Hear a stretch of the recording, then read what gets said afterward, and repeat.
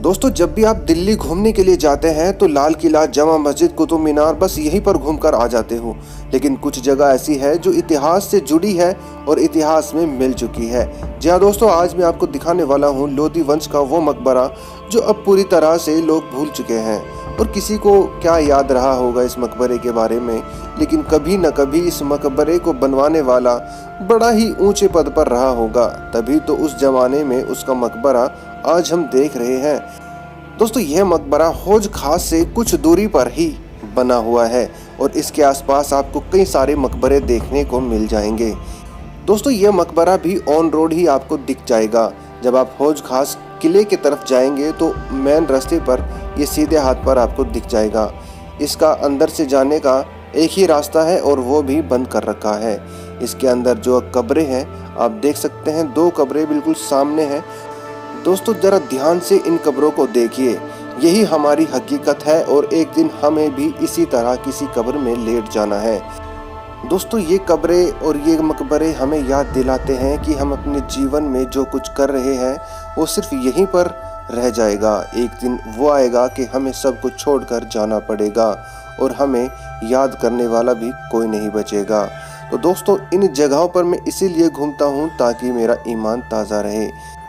दोस्तों, जैसा कि आप जानते हैं, बहलोल लोदी ने 1451 में लोधी वंश की स्थापना की थी और 1526 में इब्राहिम लोदी की मौत के बाद लोधी वंश का अंत हो चुका था।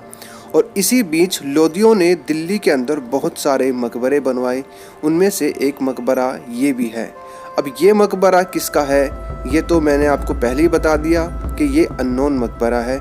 इसके अंदर कब्र तो 2 है लेकिन वे भी अननोन ही है। दोस्तों, अगर इसके स्ट्रक्चर को देखेंगे तो आप साफ तौर से देखेंगे कि इसमें सरकार ने कुछ काम करवाया है। नीचे का हिस्सा अगर आप देखेंगे तो इसमें ताज़ा प्लास्टर जो गवर्नमेंट ऑफ दिल्ली के द्वारा करवाया गया है। इसके चारों तरफ एक बगीचा टाइप बनाया गया है। यहाँ पर लोग आकर शाम के वक्त बैठकर अपना समय बिताते हैं। दोस्तों, इस मकबरे को 15वीं शताब्दी की शुरुआत में बनाया गया था ऐसा बताया जाता है।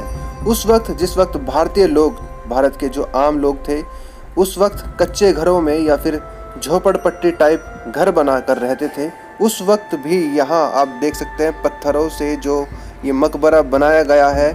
तो उस वक्त कितना अमीर रहा होगा वो इंसान जो इस वक्त इस कब्र के अंदर है।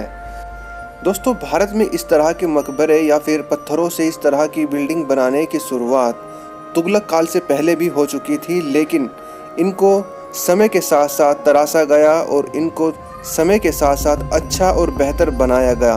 और मुगलों के वक्त भारतीय जो भवन निर्माण शैली है वो इतनी उच्च हो चुकी थी कि दुनिया के अलग अलग देशों से आज भी लोग मुगलों की बनाई हुई चीज़ों को देखने के लिए आते हैं।